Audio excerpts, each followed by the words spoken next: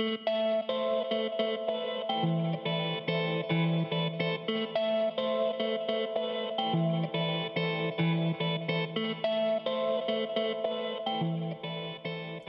everybody, and welcome to Ensemble on Cable 14. I'm your host, Jamie Tennant.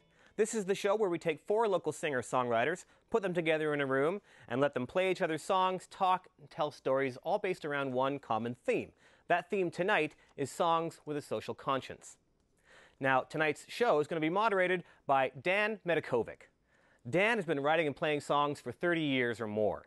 He's the owner of Silver Studios here in Hamilton, and he's also the founder of the Design Hope Songwriter Project, which was created to raise awareness of homelessness and to also raise money for the Out of the Cold program in downtown Hamilton. Dan is also the founder of local alt-country band Fry Truck. Paul Langille was born and raised in Hamilton, but currently lives in London, Ontario. He has been winning awards and accolades for years, one of the most recent ones being the Jack Richardson Music Award for singer-songwriter in 2008. He's been spending some time back in Hamilton lately with Michael J. Perthelmer, where he's recording at his studio, Pine Studios, his new CD. Tiny Bill Cody is a local musician, and he's also a visual artist. He sometimes takes those two and puts them together and fuses them into one art form. In 2009, he was awarded Best Male Artist at the Hamilton Music Awards, and he's also known as the guy who sang a duet on national radio with Sheila Copps.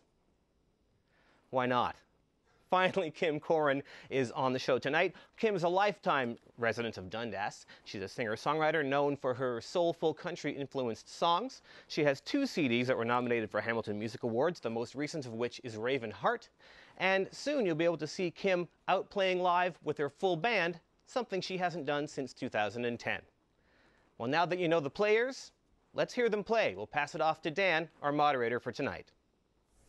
Thank you very much, Jamie. It's a pleasure to be here with my fellow singer-songwriters. We've been tasked with coming up with some songs for you under the theme of songs with a social conscience. And I've interpreted that to mean songs written by really caring people about subject matter that is extremely important. But I guess we'll wait and see how that's going to work out. We're going to start things off here with Tiny Bill Cody. Tiny Bill, you want to tell us a little bit about the song and how it relates to the theme? Sure. So the song is called The Northern Monologue, and this I would describe as my attempt to write a socially conscious song, but maybe I got too big for my britches, because I think when I look back on it, the song is alternatively about corporate greed, globalization, the wreck of the environment, and just meanness in general from people. So I think I've ended up with something that nobody understands but me, but I still like playing it. Those are the best songs. Yeah. But it's clearly not a love song, so then I just, by default, it goes into social conscience. Exactly. I think that's how it works for me. So do I go, or is that yeah, how it that's works? great. Go for it. Okay, it's a bit of a march, and there's a bit of a gap. You guys feel free to play if you like, or just imagine a squadron of F-14 fighters going over top, which is what I always do.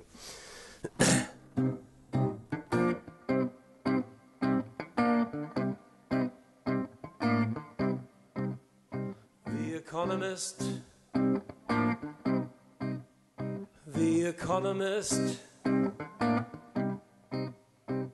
The Economist factors in the war.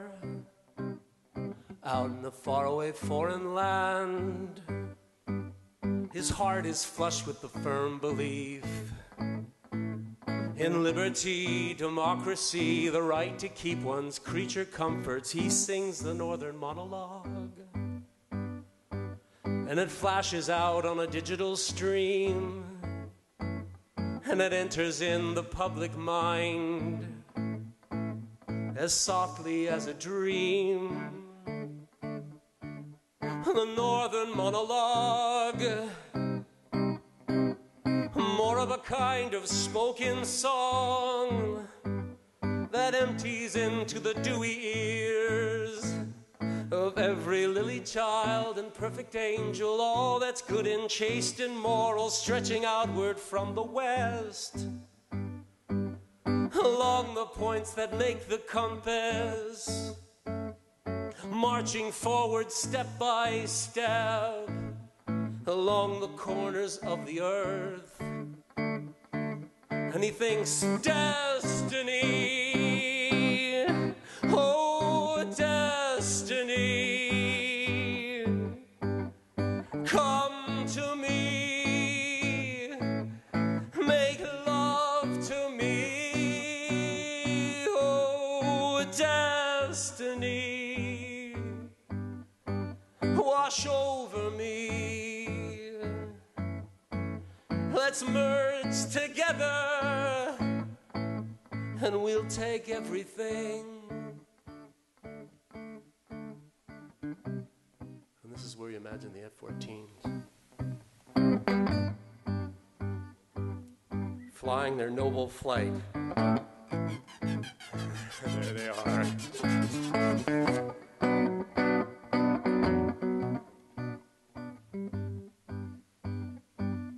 Majestic birds in the sky they are, covering over every inch of this mighty planet.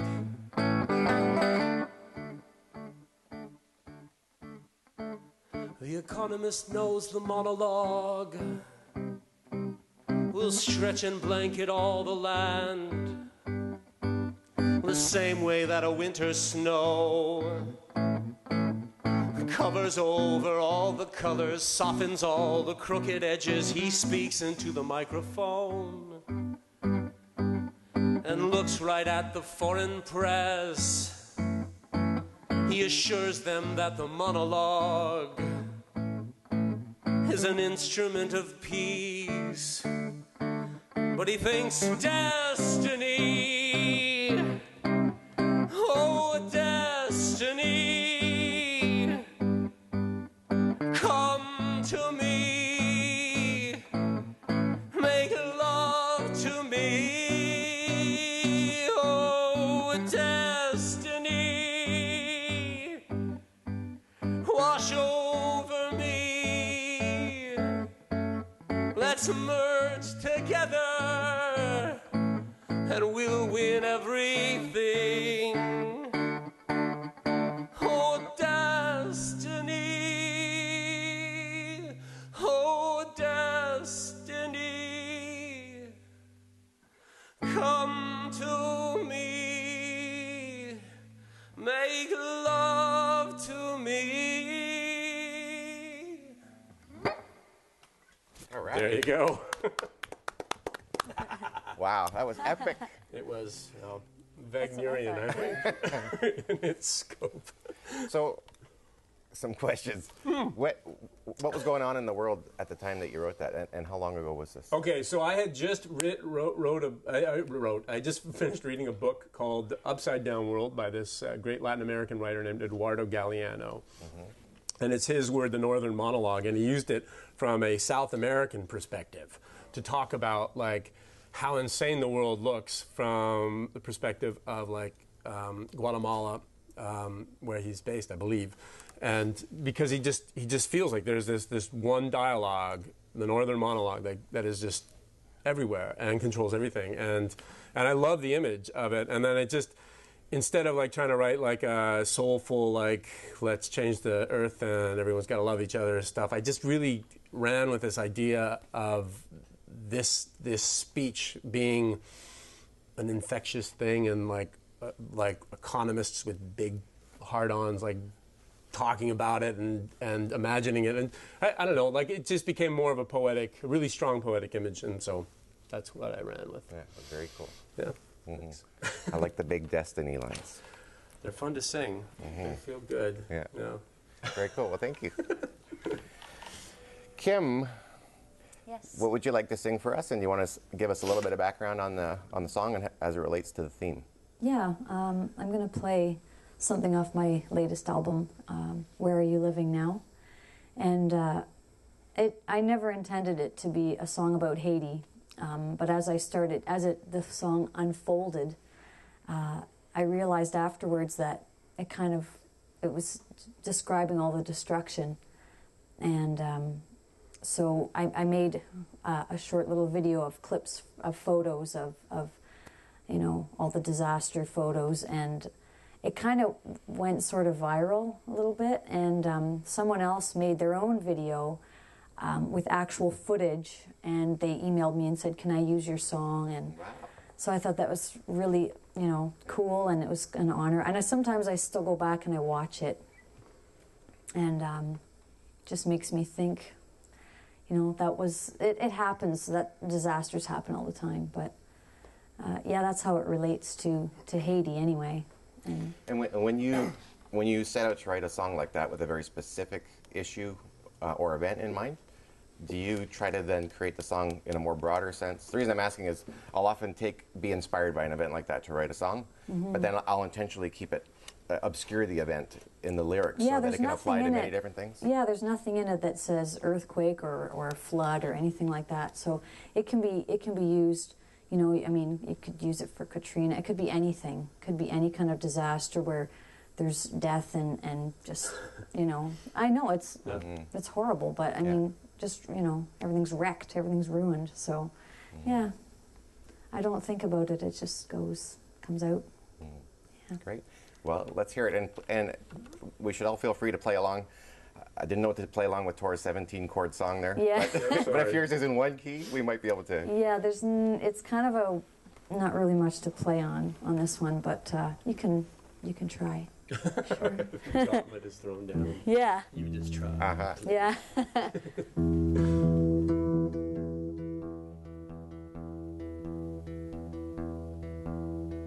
Found broken windows, found broken doors.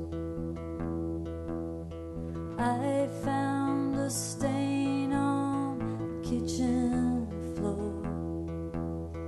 Burn holes in the carpet, blood on the wall. Smell of gasoline lingers in the hall. Where are you living now? Where are you living now?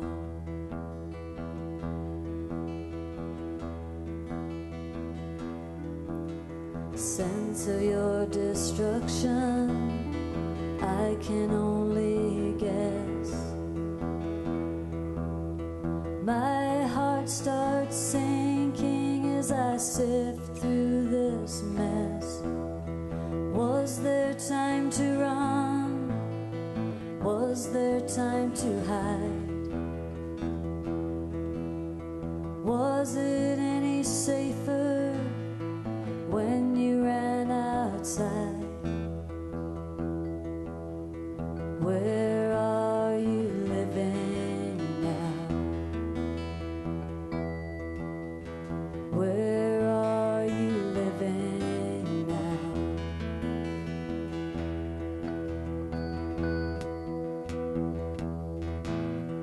Found broken families, found broken lives. Found missing children, husbands and wives.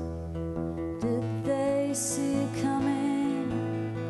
Was there any sign? Would that I could make your pain mine. Where are you living now?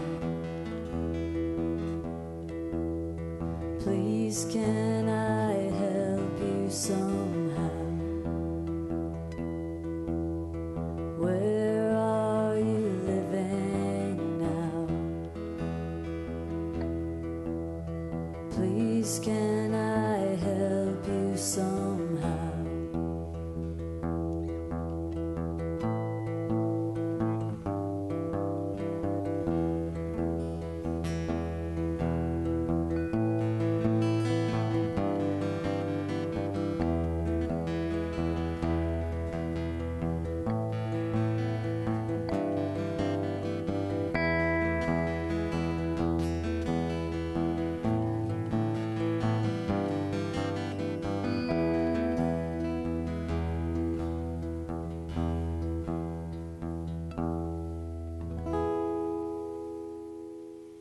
Yeah.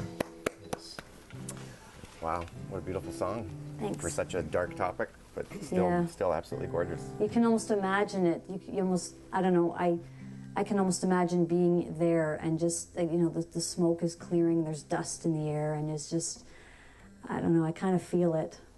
So I hope that other people feel it too, and it, you know, makes you realize how lucky we are. Yeah, for sure. Feel free to add any commentary you guys want if you have anything to say about the song, but that was a nice accompaniment. I thought some banjo would just make it a little too happy, so I kept quiet there. But Blink, blink, blink, blink. yeah. Death and destruction, pestilence. Exactly. Banjo. So, Paul, what have you got for us?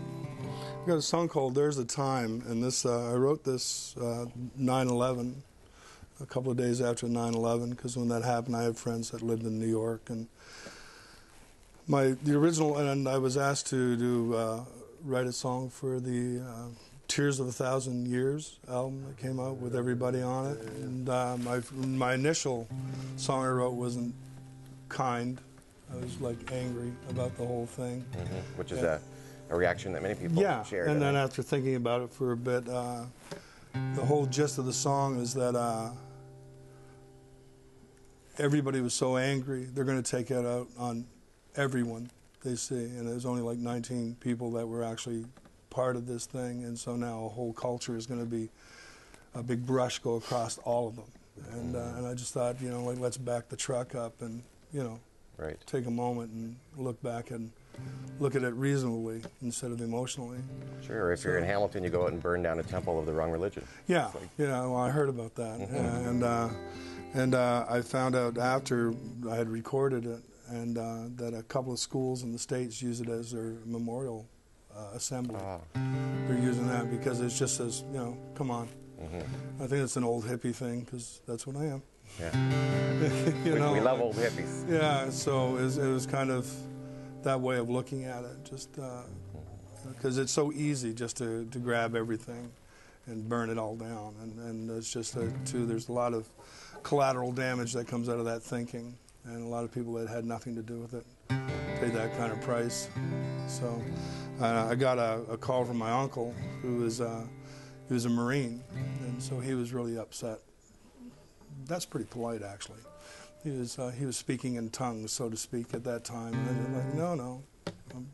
So, whatever. And sorry, the title of the song? There's a Time. There is a Time. Yeah. All right, let's hear it. There is a Time.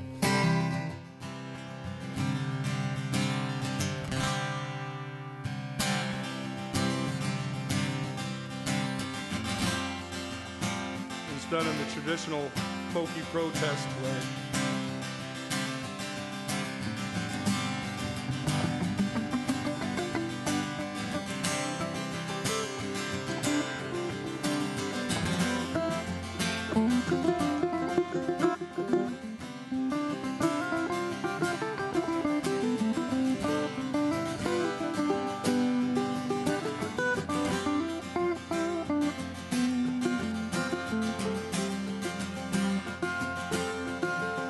There's a time for grief and anger, a time to raise your hand, a time to wallow, and a time to understand.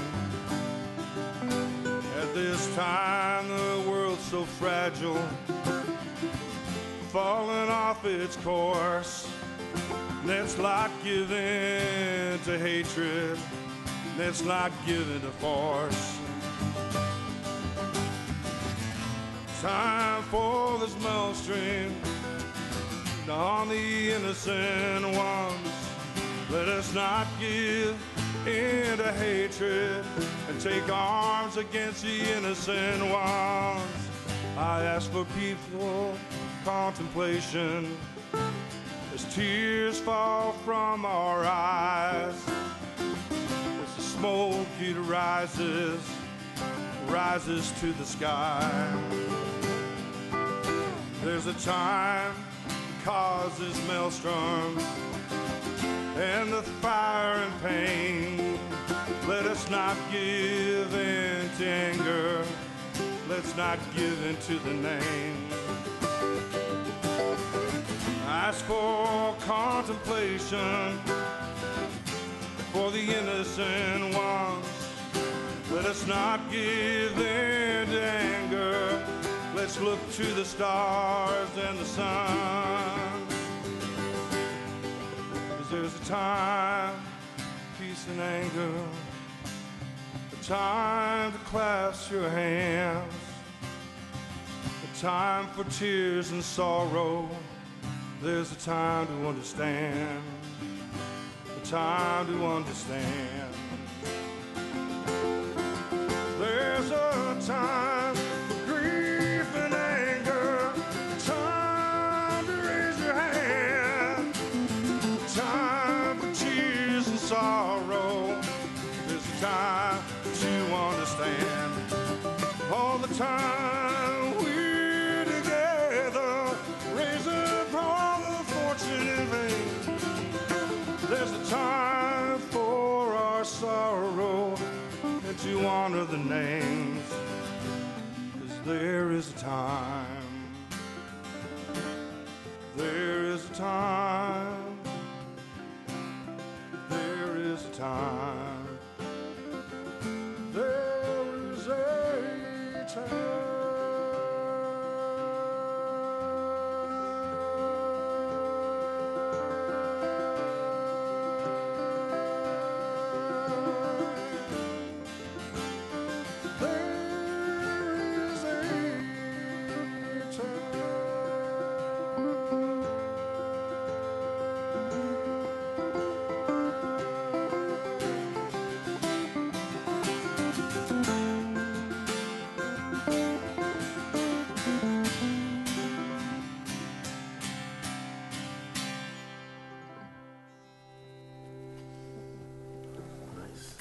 That was awesome.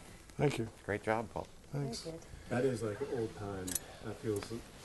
When I originally did it, I did it on a 12-string to get that Pete Seeger kind of torch tune, protest tune, because that's what, and also like Pete Seeger, I was going for the kinder side of the protest than the angry side. Apparently he's recording again, Pete Seeger. Wow. He's in the studio. How old's he now? 92. Whew. Really?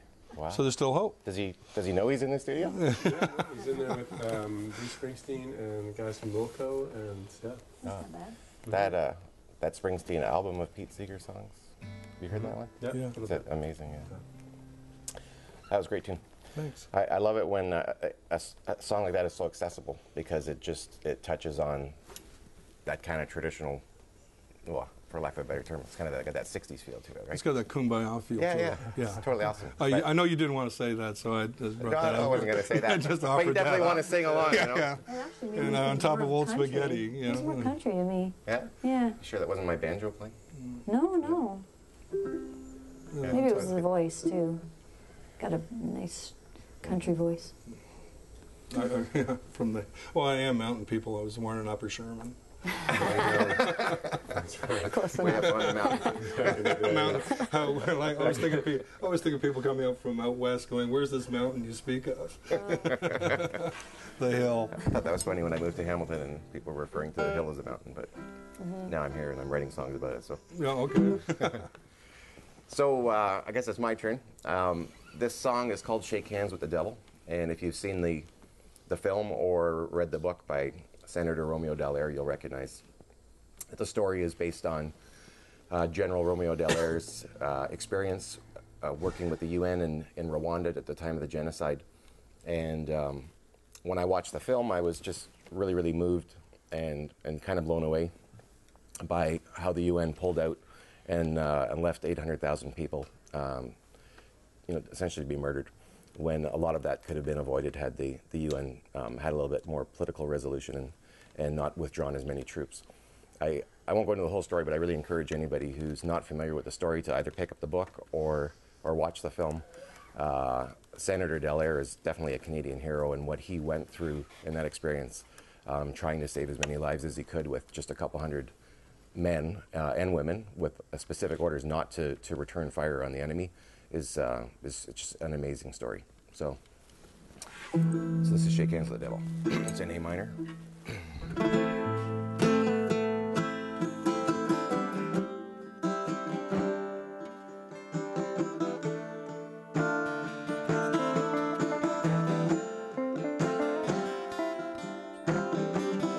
Shake hands with the devil. Sometimes you gotta make a deal. Though the souls you save won't include your own, your wounds may never heal. And the road you walk's paved with flesh and bones. Turn around, find yourself alone. A peacekeeping man with the gun in your hand. Is this where you make your last stand?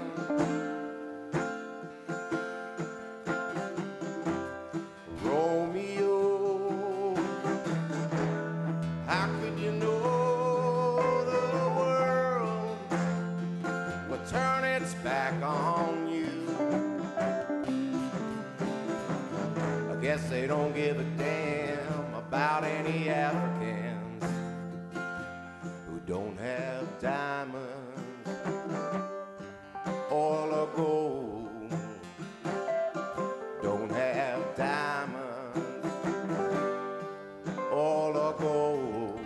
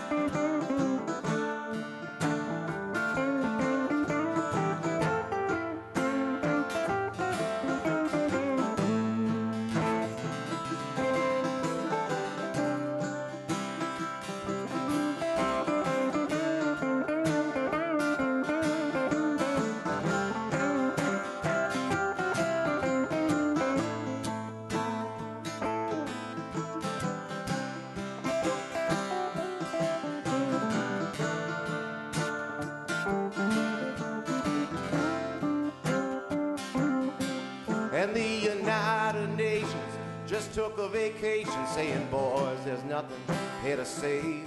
So pull out all your men and let these Africans fill 800,000 graves. And Romeo, how could you know the world would turn its back on you? I guess they don't give a damn about any Africans who don't have diamonds, oil or gold. They don't have diamonds, oil or gold. Don't have diamonds, oil or gold. Don't have diamonds, oil or gold. They don't have diamonds, oil or gold. Oil or gold.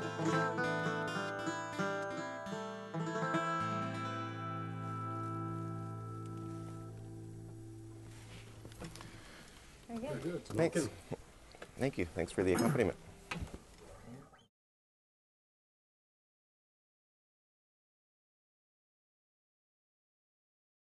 Hi, everybody. Welcome back to Ensemble. We're going to go back to the show. The theme tonight, songs with a social conscience.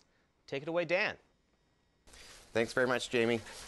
All right, we're going to take things back over to Tiny Bill Cody now. And before we get started with your second song, Okay. if there's anything you want to let the viewers know about in terms of CDs you're working on and upcoming shows, now's a good chance. I have, I'm hoping this will air before my November 2nd gig at the Artward Art Bar, which is going to be a bit of a stretch for me because there's going to be a song, but there's also going to be some spoken word pieces. Awesome. And it's all based around the fact that I'm a liar. Uh-huh. No. So none of this is true? It's called, the show will be called Tiny Bill Cody's a Charlatan. Awesome. Yeah. Yeah.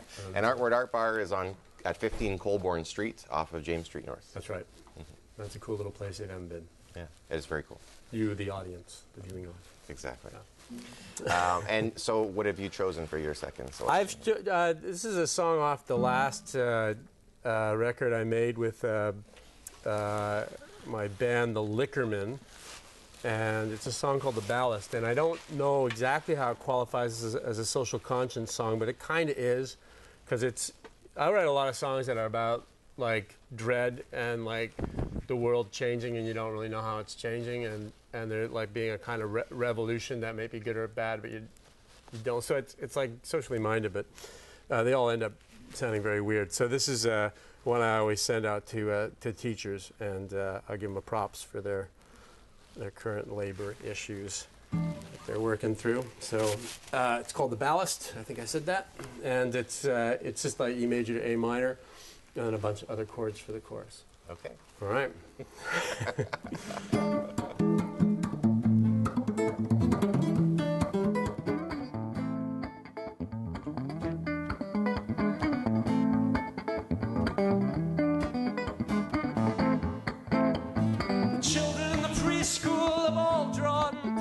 Of a rat in the claw of a crow. The teachers smoke nervously in the classroom, wondering what it is the children know. What is the meaning of this horrible emblem? Does it foresage a coming problem? And worse, does it mean that the children have managed to organize themselves somehow? I need a ballast to ballast me against this rush of images. Oh, I need a root in the earth to thwart the thick and relentless coming of all of these changes. All of these changes.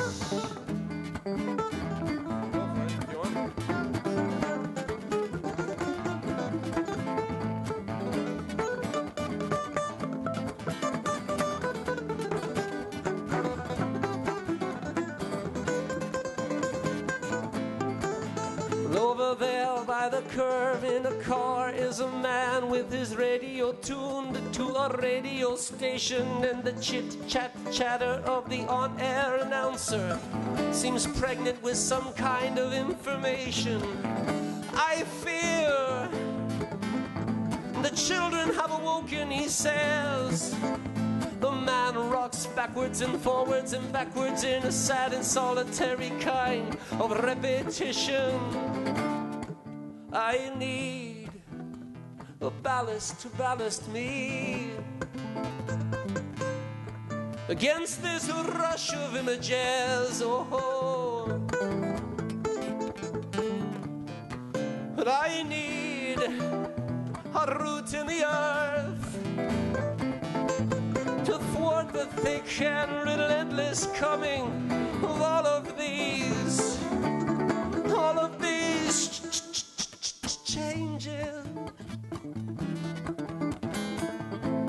All of these changes.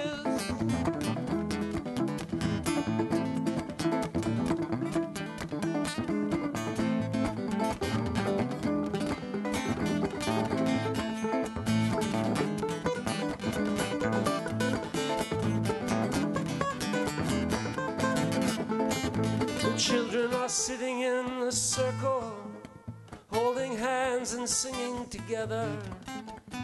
The teachers run out of the schoolyard knowing the children have finally broken their tether. This song is not on the syllabus.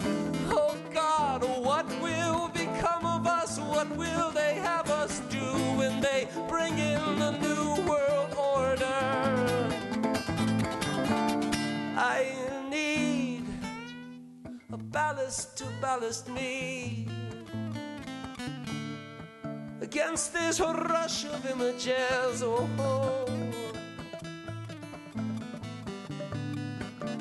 I need a root in the earth to thwart the thick and relentless coming of all of these changes. All of these changes.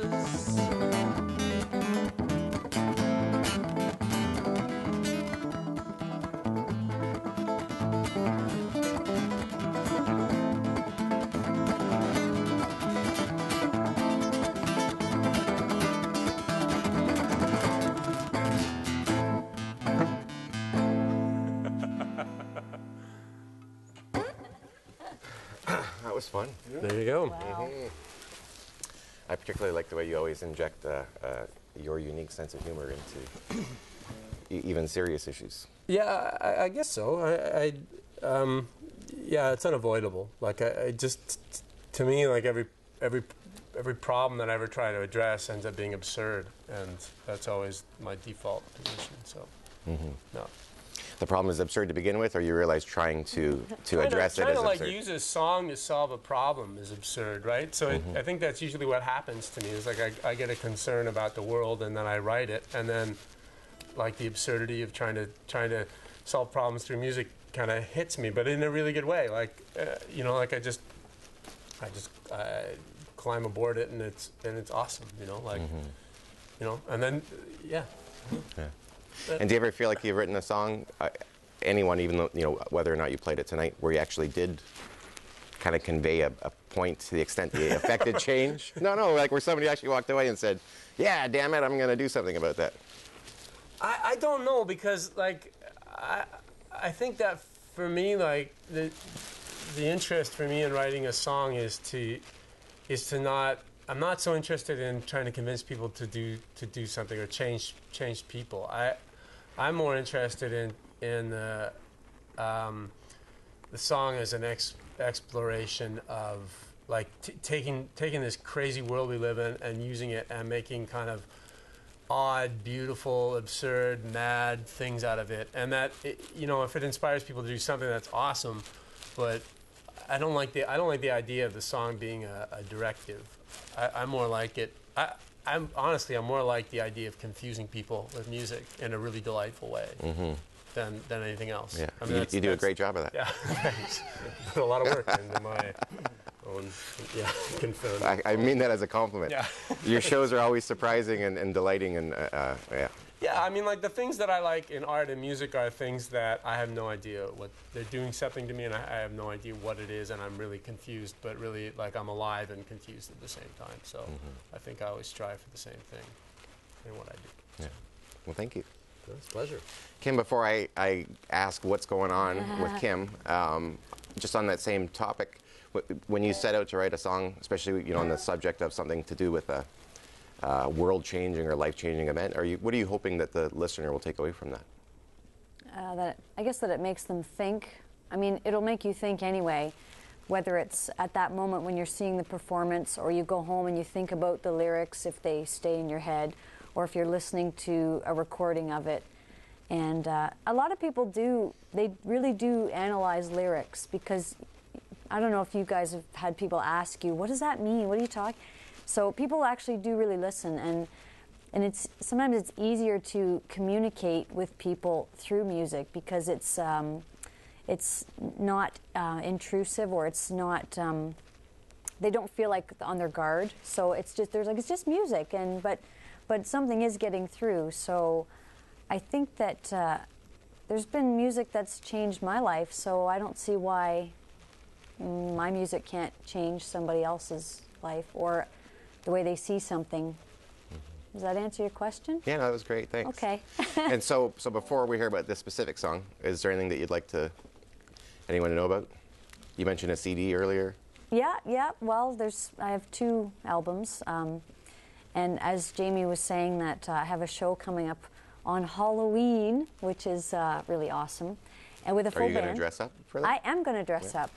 Because, as what? Do you know? Yeah, I'm going to have pointy ears.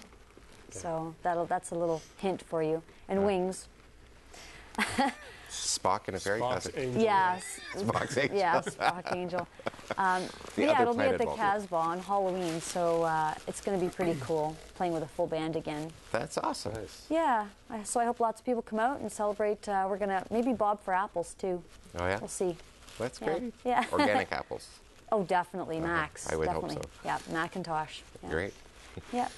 Okay, so this song, what can you tell us about it? You would know this song because you actually put this on the Design Hope album. I know what song it is then. Yeah. It's called Light in the Window. And so when I did it for the Design Hope CD, you had produced it and you'd done a bluegrass production. So, and everybody loves that version of it. And I love the song, and I wanted to put it on my album, Ravenheart.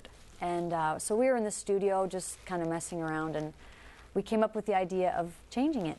So we've changed it. And also, Jamie mentioned about Design Hope that so the album, it was December songs, right? Yep. Yeah. That was a Christmas themed one. Yes. So Light in the Window has two meanings.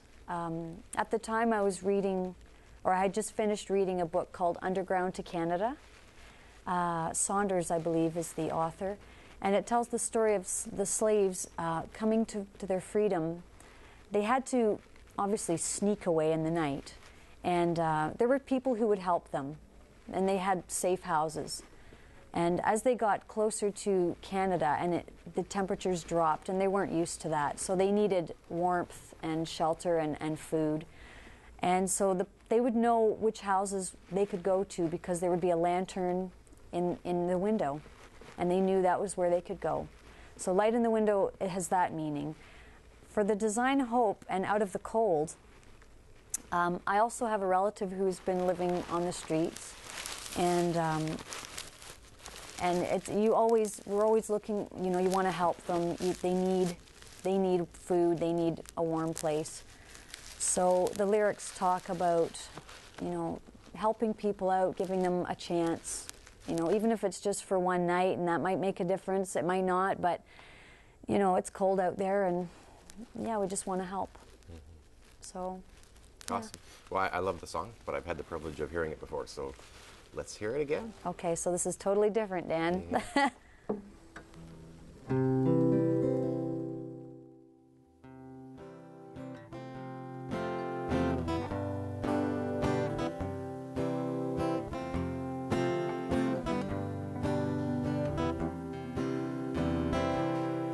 There's a light in the window for you, my friend. A warm place to rest at your journey's end. A chair by the fire, if you so desire. There's a light in the window for you.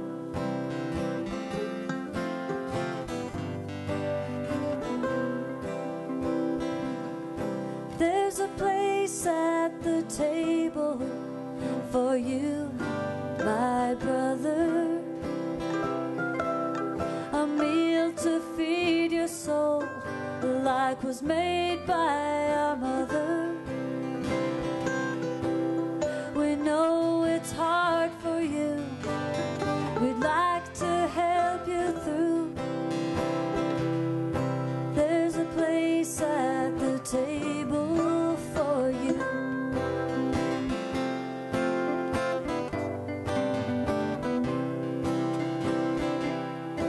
There's a bed for you to sleep in, my sister. It's quiet and safe and soft as a whisper. So take off your shoes and dream away your blues.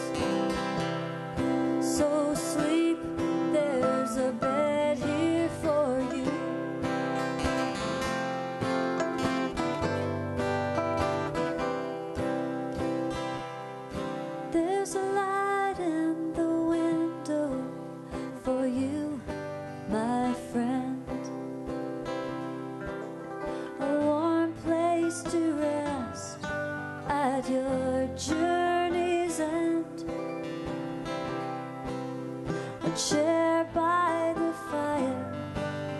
if you so desire. There's a light in the window for you.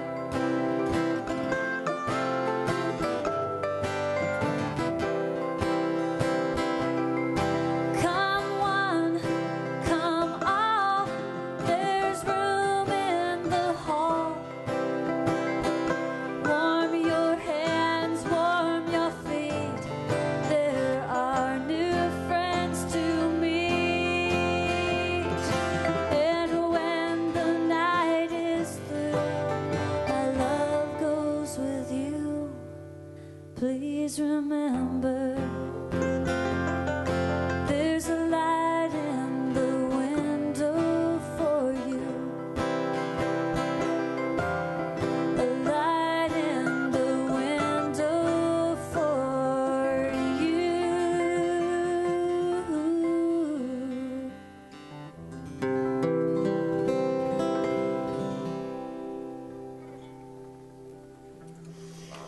Nice.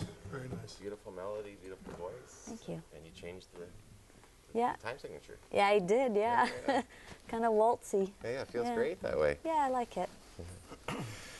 Very good. Paul, Daniel. what's up with Paul?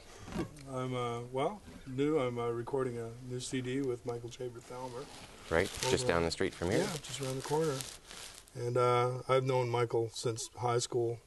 In the old days, there used to be a little coffee house in the back of a church on Locke Street back in the late 60s that we used to all, yeah, I know. Yeah, and that's what they, well, sort of sold coffee. And such, yeah, some was on the premises at different times than the other. And it was just a whole kind of rootsy, like 68, 69 kind of folky acoustic thing, you know. And then Woodstock came out, and nobody could afford the electric guitars, so we learned it all on acoustic guitars. And it was just that kind of thing. So that's where I met Michael, and it's like coming home, working with him. I did one other CD with him before, and it's comforting, you know. And I'm getting to see a lot of the musicians I've known forever. So how does that process work for you in terms of bringing your songs into the studio? Are they 100% done? No. In the arrangement? No? No, well, I have an idea. I play them live for a while before I go in. And then I do the bed track thing, and then Michael will say, "Did you think of going this way?" And I usually say no, and then, but I'm fairly flexible on it. I'm willing to listen. You know, like he mentioned a bunch of mandolins on one song, and I know I did the RCA Dog, and went, "Really?" You know, like, okay, how'd you get there? But it sounded, you know, because he's just a real joy to work with. And he's laid back and all that, and he's open to suggestions too. And I think because we've known each other so long, we can say, you know, really? Yeah, that's good. Yeah, it's important to be able to do that. Yeah, and I get to work with a lot of really fine Hamilton players, which always makes me happy when I come back home. Yeah. Wonderful. Yeah. So when do you expect that to be out? Well, we're a little ahead where I thought we'd be, but I should never say that because then stuff, well, you know. So as soon as you say, yeah, we're coming right along. I expect in the new year I'll have everything done on it, and January or February kind of thing. Time for Valentine's Day. Awesome. Yeah, right? Because when you think of me, you think of Romania. Exactly. Yeah, probably not. Well, we'll have to hear it first. Yeah. So what's the name of the song, and what made you select it? This is called Ode to Don Hamilton, and this is about Stelco. Because my dad worked at Stelco, and you know, most of the guys I went to school with were at Stelco or DeFasco or, you know, Steeltown. And it was funny when I wrote it, because I wrote it in a Latin rhythm, because at that time everybody's saying all our jobs are going to Mexico or going south or wherever. So I thought that was really funny to write a song about that and then do it Latin, right? And it's basically about a guy who spends his whole life working in the factory, much to the he doesn't see his family. He's just the guy that comes home for dinner, because nobody sees him, nobody knows him, because he's always at work, and that's his life. So as he gets older, he realizes that he gave his whole life to the factory, and then they're giving him a pink slip, and he thought there would be more to it than that. He thought there would be more out of this. right? And then he looks around. He doesn't know his kids. He doesn't know his wife. He doesn't know how this happened, because that's how, like I'm probably the old one on the panel here, but it's kind of like it happens. You kind of go, how the hell did this happen? When did I get from there to here? And where did that time go? It's kind of, it's like I was out the other night with a bunch of guys I used to be in a band with in the 70s, and and we were looking at each other and we just go, we used to be dangerous. Now we're men with sweater vests and desert boots. How the hell did this happen? Dangerous to yourself. Like showing pictures of your grandkids. I'm going, yeah, that's wild.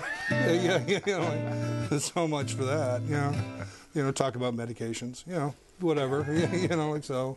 And it's just that kind of thing that as life goes, if you don't pay attention to it, one day you just kind of, when you get that pink slip or whatever it is, whatever your pink slip may be, you just kind of go, whoa, like, how did this occur? Without you noticing, pretty much. So that's where that came from. And it was from I basically wrote for my dad, basically, because like he was from forever at Selco. And so he hated it. So, yeah, he really did, because it just kind of, he thought it was about him. Yeah, well, whatever. So, that's kind of what it's about. Steel Town. All right, let's hear it.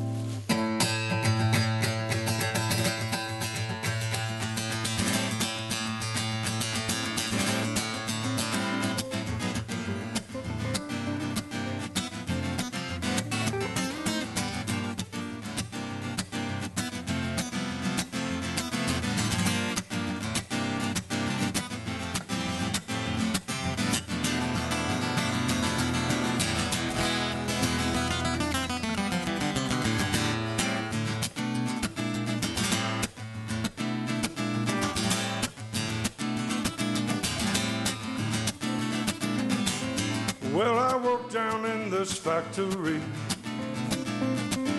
I've been here most of my life. This factory has helped me to survive. 2 houses and 2 wives. But they say they're closing down and they're moving out of here. Yes, they say they're closing down, can't get any more money out of here. I went there every day faithfully, day in, day out, every day. I didn't think things could turn out like this. A gold watch and a promise slipped away. But they say they're closing down and they're moving out of here. But they say they're closing down, can't get any more money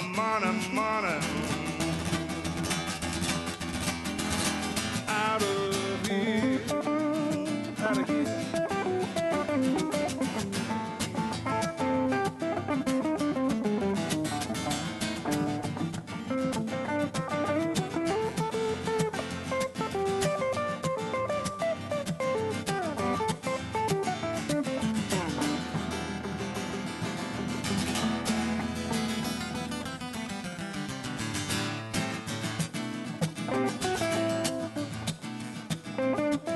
Well, my kids, they've all up and grown.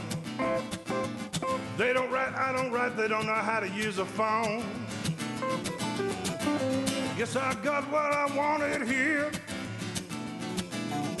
Got what I wanted, I'm alone. But they say they're closing down and they're moving out of here. Yes, they say they're closing down, can't get any more money out of here, out of here, out of here, out of here. I gave my soul to this factory. It's the only life I've ever known. I live the price of what I've paid. No receipt, no family, no home. But they say the closing down and the moving out of here. Yes, they say the closing down, kicking in more money, money, money, money. Out of here, out of here, out of here, out of here, out of here. Yes, they say the closing down and I'm finally on my own. But they don't seem to understand this factory is more of a home than home. More of a home than home. More of a home than home. More of a home than home.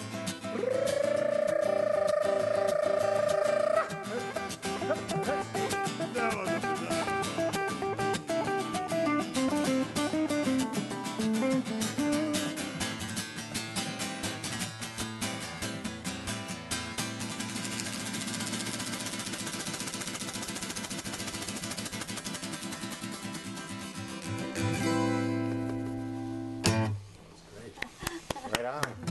That was awesome. It's like Bill Withers meets Jose Feliciano. Yeah. Well, how would he know? Great job. I look forward to your cards and letters. You know, what's interesting about that is, you know, it is obviously really relevant for this town and also for, you know, what's happened in the last few years. But it's kind of interesting to see, and I may be stereotyping, you know, the younger generation, but even I'm probably, I don't know, maybe a decade younger than you, and then the people who are a decade younger than me, I can see the attitudes towards that kind of loyalty to the workplace has eroded and disappeared because there's the loyalty to the employee has eroded and disappeared. Yeah, it's not like you used to have one job and you stayed there until you retired. Exactly. This doesn't happen anymore. Yeah, so I can't imagine 20, 30 years from now somebody being surprised when, you know, they get the pink slip or even being around to get it, right? Yeah. It's like save enough money to go travel in Europe, come back, get another job, save enough money to go travel out west, come back, get a different job. I don't know if that's good or bad, but it sounds pretty good to me. That's called living. That's called living. Yeah, Follow your dream to Have the fun. poorhouse. That's right. So that was interesting because my second song here is written about U.S. Steel and Stelco and broken promises, and slightly different perspective. The song's called "I'm All Right Now," and the idea of this one is trying to maintain hope after the bottom has kind of fallen out. And by saying "I'm all right now" over and over again, you hope that you can make it so, and that it's going to become true just because you want it to be true. So it's a bit about keeping your chin up, and it's a bit about trying to maintain a positive attitude in the worst scenarios, and also maybe a little bit about misplaced faith.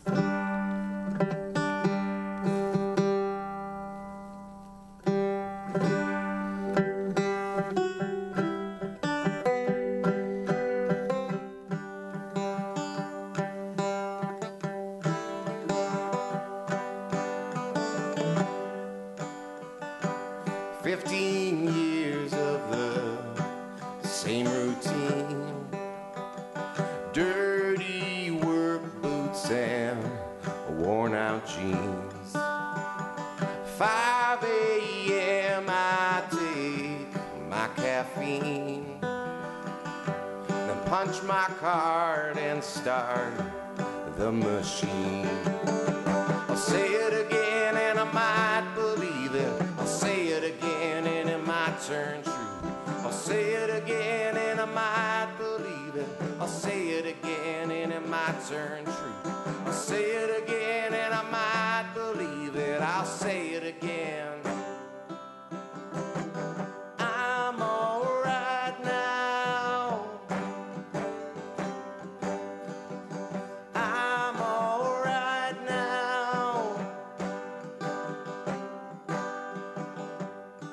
Always thought I was in good hands. Men in suits making long-term plans. Well, I do my job and you do yours. Well, how'd I end up so goddamn poor? I might believe it. I'll say it again and it might turn true.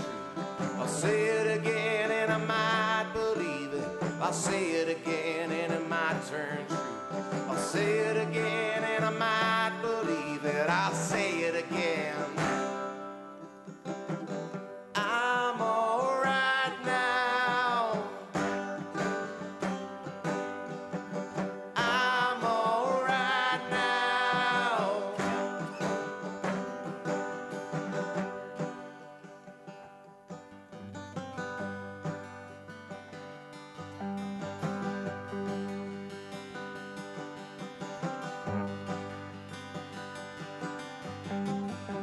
Well, they say all things must come to an end. I don't know and I don't understand. 'Cause I got a wife and 3 kids to feed. Well, I'm not helpless, but I'm in need. I'll say it again and I might believe it. I'll say it again and it might turn true. I'll say it again and I might believe it. I'll say it again and it might turn true. I'll say it again and I might believe it. I'll say it again and it might turn true. I'll say it again and I might believe it. I'll say it again. I'm alright now. I'm alright now. I'm alright now. I'm alright now.